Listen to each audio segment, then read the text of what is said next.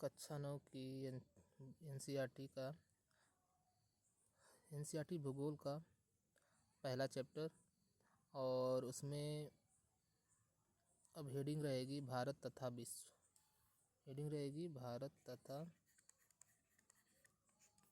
विश्व।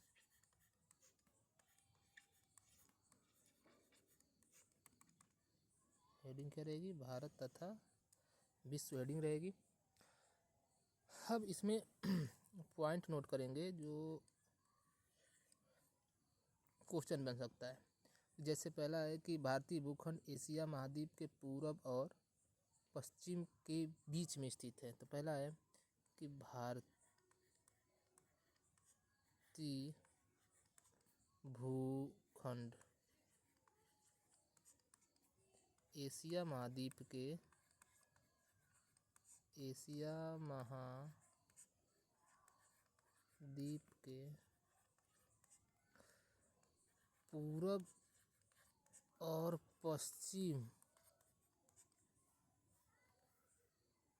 पूरब और पश्चिम के बीच में स्थित है।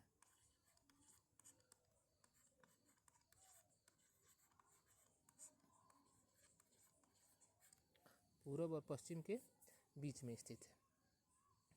दूसरा है कि भारत जो है एशिया महाद्वीप का दक्षिणी विस्तार है। भारत जो है एशिया महाद्वीप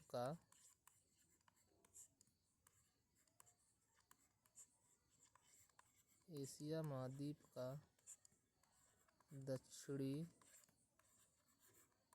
विस्तार है। 2 हुआ, ठीक है।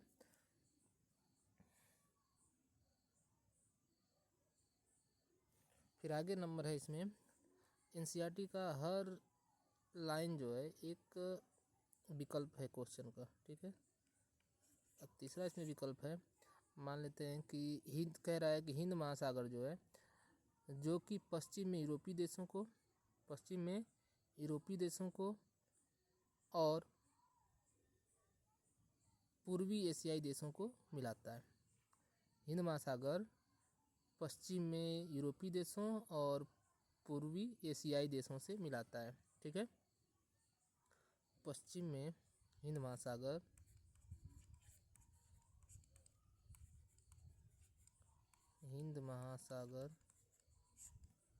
पश्चिम में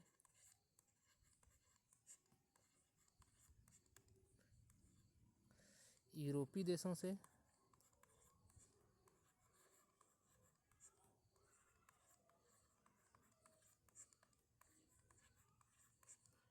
तथा पूर्वी एशियाई देशों से मिलाता है। पूर्वी एशियाई देशों से मिलाता है, ठीक।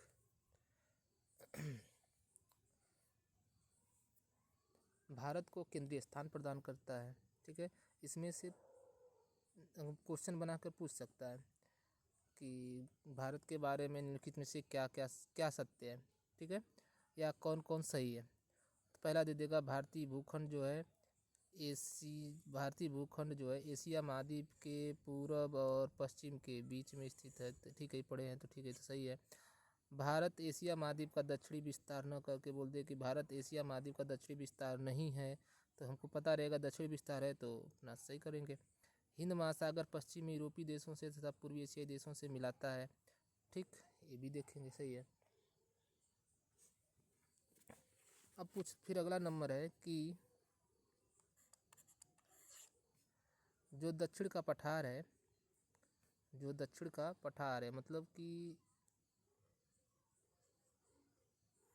ये वाला एरिया, ठीक है, यह वाला एरिया कैसा है? दक्षिण का पठार हिंद महासागर में शीर्षवत फैला हुआ है, मतलब उसका शीर्ष जो है हिंद महासागर में गया है, ठीक है। तो चौथा बोल दिया कि दक्षिण का पठार दक्षिण का पठार हिंद महासागर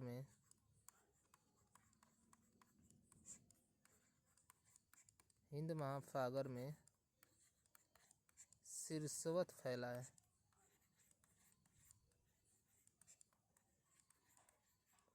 ठीक, शीर्षवत फैला है।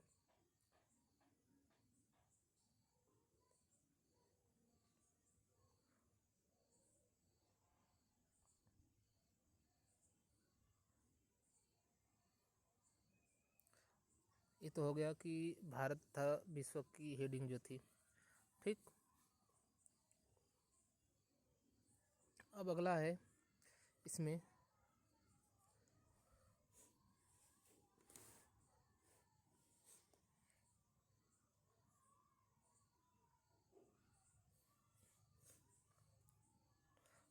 अब देखेंगे भारत का जो विस्तार जो है उसकी लंबाई। ठीक है, विस्तार भारत का जो है पूरब से पश्चिम जो लंबाई है या पूरब से पश्चिम चाहे पश्चिम से को हटाने दो।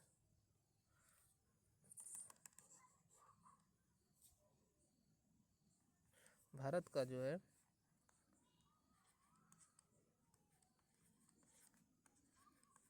पश्चिम से पूर्व की ओर विस्तार कितना है? 2933 किलोमीटर। ये तो हो गया पूरब पश्चिम से पूरब चाहे पूरब से पश्चिम विस्तार। उत्तर से दक्षिण जो विस्तार है उत्तर से दक्षिण विस्तार 3214 किलोमीटर है। 3214 किलोमीटर है। ठीक, अब आगे बढ़ते हैं।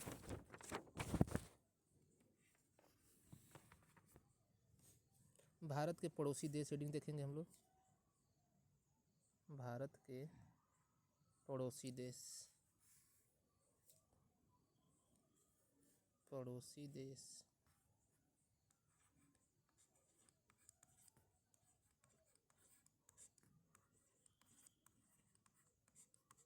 पड़ोसी देश हम लोग पड़ोसी देश में यहीं से मैप में ही हम टिक लगा देंगे कि कौन कौन से पड़ोसी देश हैं।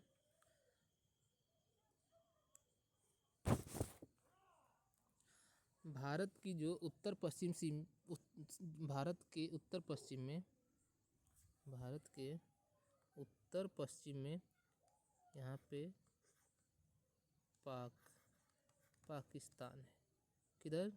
नॉर्थ वेस्ट में पाकिस्तान है। और यहीं पे उत्तर पश्चिम में हल्का सा यहाँ पे ये जो एरिया टच हो रहा है यह अफ़गानिस्तान है। इधर लिख देते हैं अफ़गानिस्तान। ठीक, उत्तर में यहाँ पे चीन, तिब्बत तो चीन के कब्जे में है तो तिब्बत। ठीक है, तो उत्तर का पड़ोसी देश चीन और तिब्बत। साथ में उत्तर में ही नेपाल भी है। यहाँ पे है पूरा नेपाल। ठीक है, ये भी पड़ोसी देश है। नेपाल पड़ोसी देश हो गया। ठीक, भूटान भी है, ये भी उत्तर में ही है। ये भूटान हो गया, उत्तर में ये भी है। ठीक, तो ये हो गया नेपाल। हाँ, ये हो गया भूटान। ये पड़ोसी देश हैं।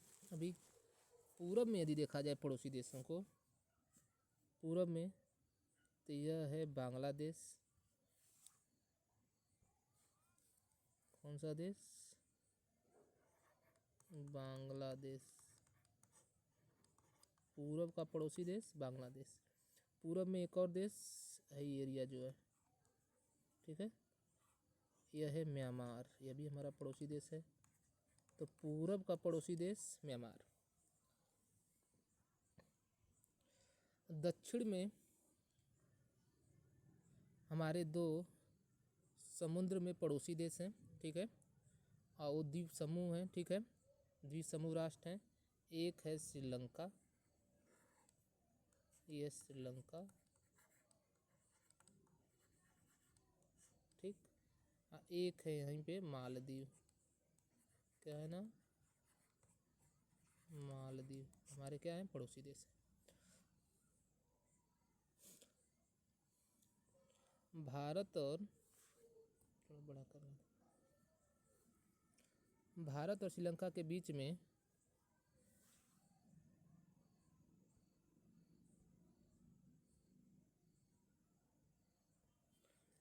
एक छोटा सा समुद्री रास्ता है ये रास्ता, ठीक है, छोटा सा समुद्री रास्ता है जिसका नाम है पाक जल संधि। पाक जल संधि, पाक जल संधि।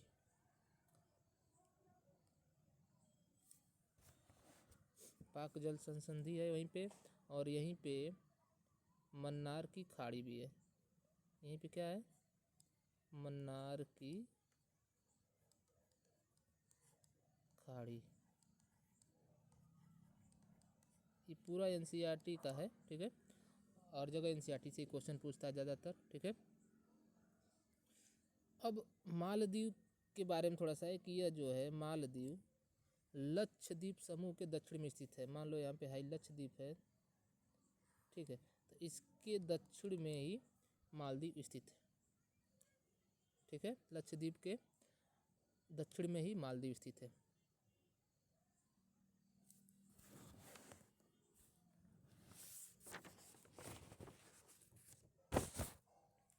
अब कुछ क्वेश्चन पे विचार किया जाए।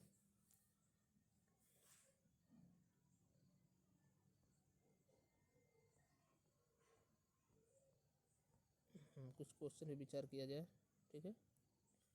अब क्वेश्चन में है पहला कि पश्चिमी और पूर्वी तटों पर केंद्र शासित क्षेत्रों की संख्या ज्ञात कीजिए।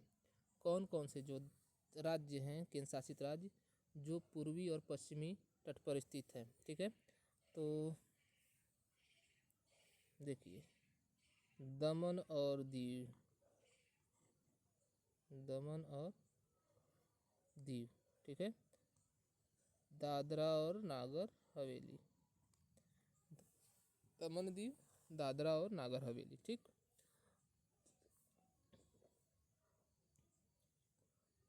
उसके बाद पुदुचेरी, ठीक, पुदुचेरी जो है 3 जगह पे है, ठीक है। जैसे माहे हो गया केरल में, माहे केरल में है, ठीक है, और पुदुचेरी, एक पांडिचेरी यहाँ पे है, ठीक है, एक है कराईकल, ठीक है, 3 जगह है पुदुचेरी, ठीक। दूसरा है क्षेत्रफल के आधार पर सबसे बड़ा और एवं सबसे छोटा राज्य कौन सा है। क्षेत्रफल के आधार पे जो है सबसे बड़ा राज्य राजस्थान है। क्षेत्रफल के आधार पे सबसे बड़ा राज्य, सबसे बड़ा राज्य क्षेत्रफल के आधार पर, क्षेत्रफल के आधार पर सबसे बड़ा राज्य राजस्थान है।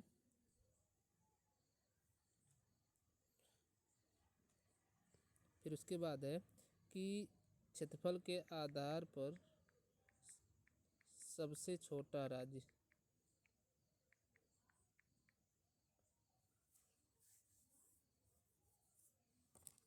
तो इसका आंसर है गोवा। इसका आंसर क्या है? गोवा। गोवा जो है क्षेत्रफल के आधार पर सबसे छोटा राज्य है। कह रहा है कौन से राज्य अंतर्राष्ट्रीय सीमा तथा समुद्री तट को स्पर्श करते हैं? अंतर्राष्ट्रीय सीमा को यानी किसी देश की सीमा को या समुद्र तट को स्पर्श नहीं करते हैं। अब देखेंगे कौन कौन से राज्य हैं जो स्पर्श नहीं करते हैं। उनको हम लगाएंगे या इस कलर से, ठीक, इनको कलर करेंगे, ठीक। कौन कौन से राज्य हैं? पहला है, बीच में दिख रहा है, मध्य प्रदेश की सीमा जो है न किसी देश को टच कर रही है और न किसी समुद्री भाग को छू रही है, ठीक है। तो पहला हो गया मध्य प्रदेश, ठीक, ये मध्य प्रदेश हो गया, मध्य प्रदेश। उसके बाद छत्तीसगढ़ को भी देखो, कहीं भी किसी देश को इसकी सीमा टच नहीं कर रही और न ही समुद्र के किनारे है, ठीक। तो दूसरा हो गया छत्तीसगढ़। उसके बाद झारखंड भी सेम है ऐसे ही। उसके बाद दिल्ली पे चलते हैं, दिल्ली भी देखो यहाँ छोटा सा दिल्ली है। उसके बाद हरियाणा, इसकी भी सीमा न किसी देश को टच कर रही है और न ही किसी समुद्री भाग को टच कर रही है, ठीक। इसके बाद इतना ही है, बाकी तो लगभग सब टच कर रहे हैं। जैसे पश्चिम बंगाल टच कर रहा है, बिहार भी टच कर रहा है नेपाल को, असम टच कर रहा है भूटान को, अरुणाचल प्रदेश चीन को, म्यांमार को, नागालैंड म्यांमार को, मणिपुर भी म्यांमार को, मिजोरम भी म्यांमार को, त्रिपुरा बांग्लादेश को, इधर किनारे जो है उड़ीसा है। अच्छा, एक राज्य और है तेलंगाना, छोटा है, तेलंगाना भी किसी राज्य की सीमा को टच नहीं करता है। ये हो गया, ठीक। उसके बाद बाकी सब टच कर रहे हैं किसी न किसी देश की सीमा को, चाहे समुद्र की सीमा को। तो ये हो गया। अब है अगला कि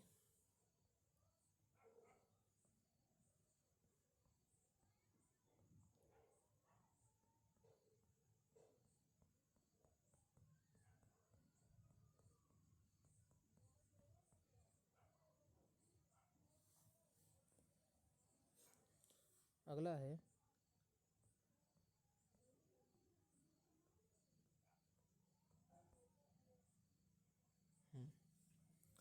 अब यहाँ से है कि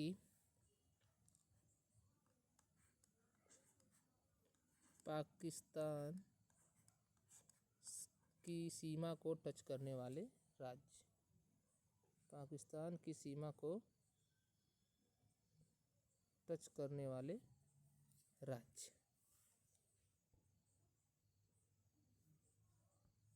पाकिस्तान की सीमा को टच करने वाले राज्य। तो शुरू करेंगे हम लोग गुजरात से। गुजरात हो गया, राजस्थान, फिर पंजाब,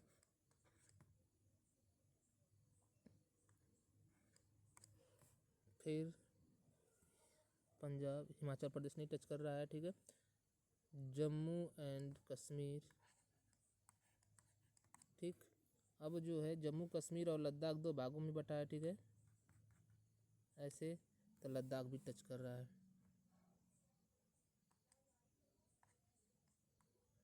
लद्दाख। ये हो गया पाकिस्तान की सीमा को टच करने वाले राज्य। अब अगला है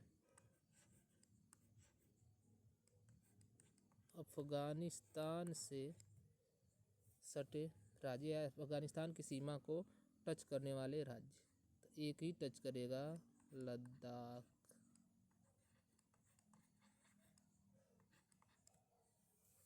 उसके बाद फिर चलते हैं चीन। चीन से कितने राज्यों की सीमा लगी है? तो लद्दाख लगेगा, जम्मू एंड कश्मीर भी लगेगा, हिमाचल प्रदेश भी टच है, उत्तराखंड भी टच है, सिक्किम भी टच है, अरुणाचल प्रदेश भी टच है। ये तो हो गया चीन से। म्यांमार से, तो म्यांमार से 4 राज्य हैं, ठीक है। अरुणाचल प्रदेश, नागालैंड, उसके बाद मणिपुर और मिजोरम। ये तो म्यांमार से सीमा टच करने वाले हो गए राज्य। उसके बाद बांग्लादेश,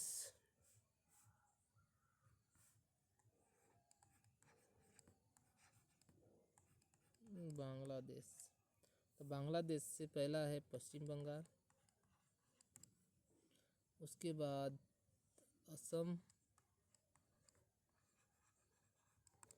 असम के बाद मेघालय,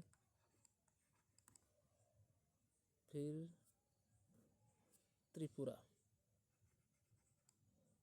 और मिजोरम, त्रिपुरा और मिजोरम। मिजोरम की भी सीमा टच हो रही है, ठीक है। उसके बाद नेपाल में, तो नेपाल में हाई एरिया उत्तराखंड का, फिर यूपी, फिर बिहार, पश्चिम बंगाल, सिक्किम, तो 5 राज्यों की इससे भी टच हो रही है। बस इतना ही।